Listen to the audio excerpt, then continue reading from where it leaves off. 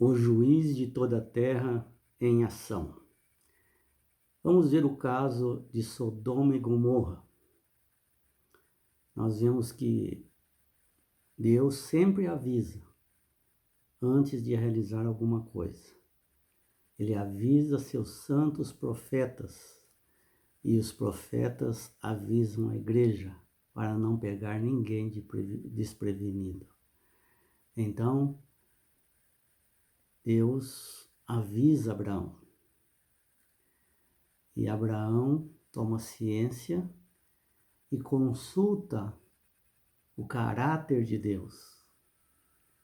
Ou seja, o próprio Deus se permite ser julgado, sua ação que ele estava prestes a fazer, ser julgado por um ser humano falho.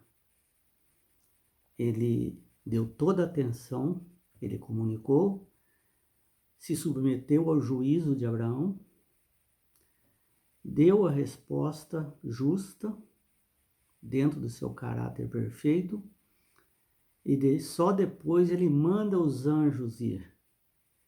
E os anjos vão até Sodoma e Gomorra e anunciam o que irá acontecer com todos os habitantes.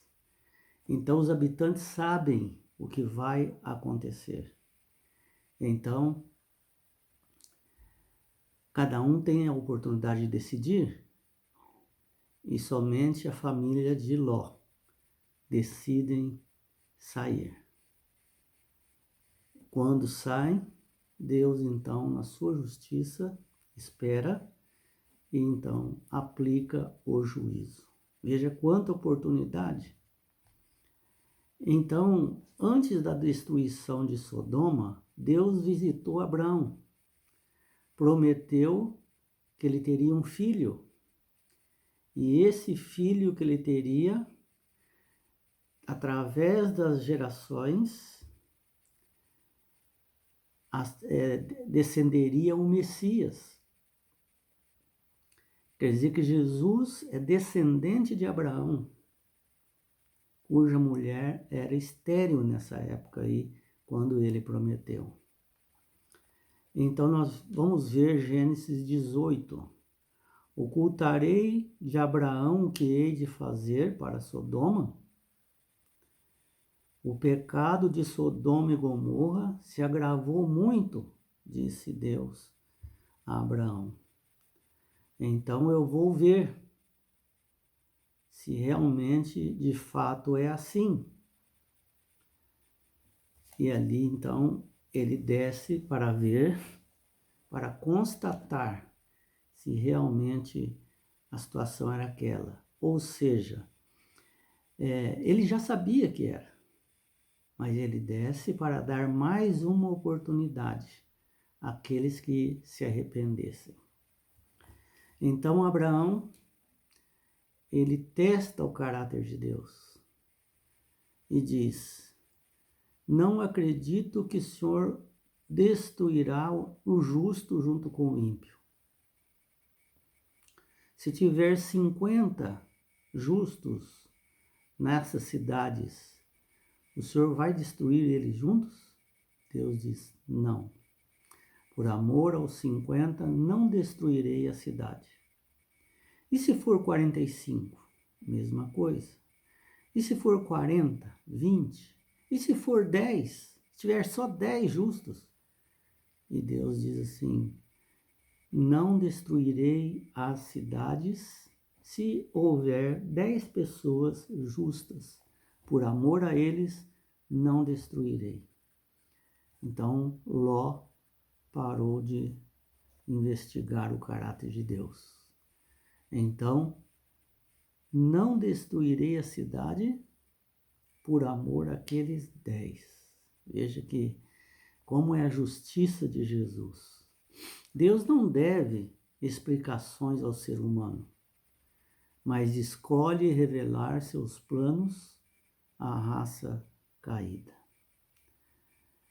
E Amós 3:7 diz assim: certamente o Senhor Deus não fará nenhuma coisa sem primeiro revelar o seu segredo aos seus servos, os profetas. Então, Deus permanece ali, que no caso era Jesus, né? Permanece com Abraão, enquanto 2 anjos vão até a cidade ímpia, chamar para sair da cidade aqueles que criam na mensagem que era dada. A cidade vai ser destruída, saiam daqui para preservar a vossa vida, antes que as coisas começam a acontecer. Os anjos aqui nos lançam a ideia de anjos simbólicos do Apocalipse 14, que os anjos saem voando pelo meio do mundo, anunciando o Evangelho eterno, lá em Apocalipse. Então esses anjos aqui é como se fossem aqueles. Só que esses são anjos literais e no final, esses anjos são o povo de Deus, que sairá para dar a última mensagem, dizendo: sai do meio de Babilônia, povo, para não ser destruído como ela será. Está em Apocalipse 14, de 6 a 12. Veja que interessante aqui, só meditando um pouco mais no caráter de Deus, que Ló queria saber se realmente era justo fazer aquilo. Porque o sobrinho dele estava lá, a família dele estava lá. Será que Deus é injusto destruir toda a cidade com justos no meio? Então, Gênesis 18, 25 diz assim: longe de ti fazeres tal coisa, matar o justo com o ímpio. O juiz de toda a terra não faria justiça? Então, examinando o caráter de Deus, Deus se permitiu isso. Permitiu uma raça caída que não tem que dar satisfação para ninguém. Mas ele quer ser muito transparente no juízo que ele traz e trará. Da mesma forma, antes que venha o fim, ou seja, antes da destruição final, pós-milênio, Deus abrirá os livros do céu. Apocalipse capítulo 20, verso 4. E teremos então a oportunidade de investigar as evidências antes que ele faça algo sobre a terra. Teremos 1000 anos ou milênio para todas as perguntas serem respondidas, todas as dúvidas, assim como Ló tinha dúvida. Nós também, antes do juízo final, onde todos os seres humanos ímpios serão destruídos, já foi julgado por Deus, mas agora serão destruídos, depois do milênio. Então Deus dá a oportunidade para que os salvos dirimam todas as dúvidas que tiverem sobre a justiça de Jesus, sobre o caráter de Deus. Perguntas ainda não respondidas, não só para os seres humanos, para os anjos também, porque os anjos também não têm a onisciência. Eles testemunharam as coisas, mas o pensamento de cada pessoa será exposto ali no milênio, no juízo investigativo. Sua disposição de Deus de ser julgado por criaturas que dependem dele e não têm direito de saber essas coisas é algo maravilhoso. É mais um ato de misericórdia, Deus se submetendo. O juízo, então, antes da volta de Jesus, juízo pré-advento. Abraão, então, ele testa o caráter de Deus para ver se Deus é justo no que ele está fazendo. Porque quando Jesus voltar, já o que é justo continua injusto, o injusto continua injusto. Então, haveremos de ter respostas para tudo, enquanto estivermos 1000 anos lá no céu. Como Deus está resolvendo o problema do pecado, enquanto redime algo que até para Lúcifer, né, muito, ele nem imaginava que Deus poderia fazer isso. Salvar o problema do pecado e redimir o homem do pecado. Então Daniel 7:9 teve a explicação de Deus. Assentou-se o tribunal e se abriram os livros. Deus não precisa de livros para se lembrar do pecado, para dizer, realmente eu tinha esquecido, está escrito aqui. Não, Deus não precisa. Mas nós, seres humanos e os anjos, precisamos. Então estão todos relatados nos livros. No juízo investigativo, no milênio, então o tribunal de Deus abre os livros para todos os salvos verificarem como foi feita a justiça para os justos. Olhei e vi um como filho do homem, vindo com as nuvens dos céus. E dirigiu-se ao ancião de dias, Deus Pai, que deu-lhe os reinos eternos, o poder e a glória. Veio então o ancião de dias, Deus Pai, e fez justiça aos salvos. O tribunal tirou o domínio de Satanás e consumiu a Satanás até o fim. Ou seja, não vai haver aquele negócio de ficar queimando eternamente. Não, ele consumiu até o fim, até acabar tudo. Veja que Eclesiastes 12:14 diz: Deus há de julgar, Deus há de trazer a juízo todas as coisas, até as que estão escondidas. Isso será no milênio. Eclesiastes 12:14. Deus não precisa de registros, mas as criaturas têm perguntas, inclusive os anjos também, os anjos que não se contaminaram. Deus não vai dar satisfação para os ímpios, perdidos. Deus vai dar satisfação para os justos. E eles testemunharam a rebelião de Satanás e viram 1/3 dos anjos sendo expulsos do céu. Apocalipse 12:4. Então os anjos assistiu todas essas coisas. E mesmo assim, eles têm perguntas a serem feitas. Então Jesus abre os livros e permite que seu povo veja tudo. E aparece em meio ao juízo celestial, no capítulo 7 de Daniel, o Filho do Homem, Jesus Cristo. A presença dele é a única razão pela qual esse juízo é a favor do Altíssimo, a favor dos santos do Altíssimo, justos. É somente a perfeita justiça de Cristo que leva seu povo a ser aprovado no dia do juízo. Você já imaginou ser julgado, todos os seus segredos expostos?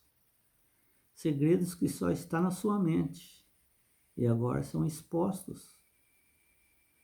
É para que todos os salvos e os anjos saibam que você cometeu ou cometia aqueles pecados sem arrependimento. Portanto, não foram perdoados. E assim, eles foram condenados e por isso estão do lado de fora da cidade. Qual é a nossa única esperança diante disso? É Jesus Cristo, o caráter de Deus perfeito, obediência perfeita e um amor que valeu a salvação eterna. Todas as acusações de Satanás podem ser verdadeiras, Por isso que nós não podemos enfrentar o juiz de Deus, porque realmente nós somos sujos. Nós temos pecados, pecados em atos, em pensamentos. Então Satanás sabe pelo menos 50% de todos os nossos pecados. Ele sabe que é verdadeiro, ele não vai inventar diante de Deus. Ele é verdadeiro, são verdadeiros. E Deus faz mais. Fala, não são só esses pecados dessas pessoas. Tem mais 50% que você nem sabe. Está dentro da mente deles. E Deus então expõe todos eles, dos ímpios, e dizem eles não foram salvos porque eles não pediram perdão. Esses daqui têm os mesmos pecados, mesmo agravante, mas se arrependeram e confiaram e esperaram e creram em meu Filho Jesus Cristo. Mas Cristo nos limpa com seu sacrifício e caráter perfeito. Então as acusações de Satanás não são movidas pelos pecados cometidos. Satanás não está preocupado com... Ele gosta que nós pecamos. Ele não está assim, preocupado, eles pecaram. Não, aquilo ali para ele é uma festa. Mas ele se alegra com os defeitos de caráter deles. Não simplesmente pelo pecado, porque é o caráter que faz você decidir pelo pecado. Ele se alegra com os defeitos de caráter e ele obtém poder quando nós temos defeitos de caráter. Suas acusações nascem unicamente da sua inimizade com Cristo. Nós não temos nada a ver com Satanás, nem nós com ele, nem ele conosco, mas ele nos odeia em função da inimizade com Jesus Cristo, porque sabe que Jesus nos ama. E como ele não pode atingir a Jesus Cristo, ele então ataca os filhos de Deus. Com sua própria força, o ser humano não pode enfrentar as acusações do inimigo. Estamos perdidos se nós não tivermos Jesus. Somente pelo arrependimento e pela fé e pela confiança total em Jesus é que está a nossa esperança. Cristo defende sua causa. Os argumentos poderosos do Calvário derrota o acusador. Todas as acusações caem por terra por causa do Calvário. Calvário, eu morri por eles. Sua perfeita obediência à lei de Deus deu-lhe o poder no céu e na terra. E solicita ao seu Pai misericórdia e reconciliação com o ser humano culpado. Então, nós temos a lei de Deus, mas nós não temos o caráter suficiente para obedecer toda a lei. Fazemos o que dá, mas Jesus fez o correto, o perfeito. Ele tem perfeita obediência, porque a lei de Deus é o próprio caráter dele. E o nosso caráter é defeituoso. Então agora, Deus concede a seu Filho Jesus o poder no céu e na terra, enquanto que o Filho solicita ao Pai misericórdia e reconciliação, como se nunca tivéssemos pecado contra o nosso Deus. Os discípulos estavam no mundo, mas não eram do mundo, diz João 15. Mas tinham que alcançar o mundo. Entretanto, Tiago 27, tinha que guardar-se incontaminado com o mundo. Então, é a mesma tarefa nossa. Nós estamos no mundo, não somos do mundo, precisamos avisar o mundo, como aqueles anjos lá de Ló, né, de Sodoma, que foram lá avisar, sai dela, povo meu. Temos que ir alcançar o mundo, mas ao mesmo tempo não se contaminar com Sodoma e Gomorra. Tiago 1:27. Antes de destruir os ímpios, Deus irá ressuscitá-los. Satanás trabalhará por mais um curto espaço de tempo com os ímpios. Apocalipse 20. Esse último passo é necessário para mostrar aos justos e ao mundo não caído que eles realmente não mudaram de opinião. Eles estão revoltosos ainda, não se arrependeram e por isso, se forem salvos, se entrarem na cidade santa, será contaminada a cidade santa. Então, não haverá nem raiz e nem ramos. O pecado será destruído. Satanás, seus anjos maus, a besta, o falso profeta e todos os ímpios serão atirados para o lago que arde com fogo e enxofre, a segunda morte.